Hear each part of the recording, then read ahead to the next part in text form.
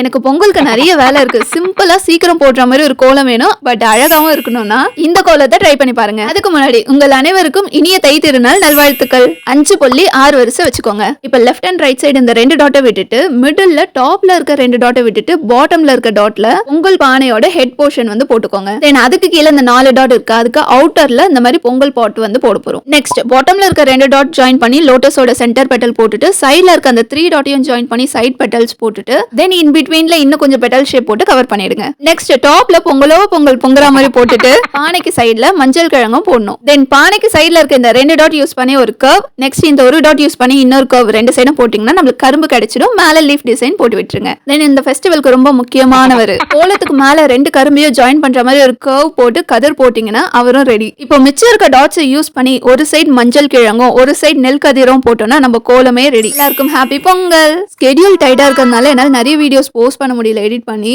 அது மட்டும் இல்லாம நிறைய பேர் எனக்கு டிஎம் பண்ணிருக்கீங்க. நீங்க போட்ட கோலத்தையும் அமைச்சிருக்கீங்க. கோச்சுக்காதீங்க, கொஞ்சம் டைம் கொடுங்க. ஃப்ரீ ஆயிட்டு எல்லாருக்கும் ரிப்ளை பண்றேன்.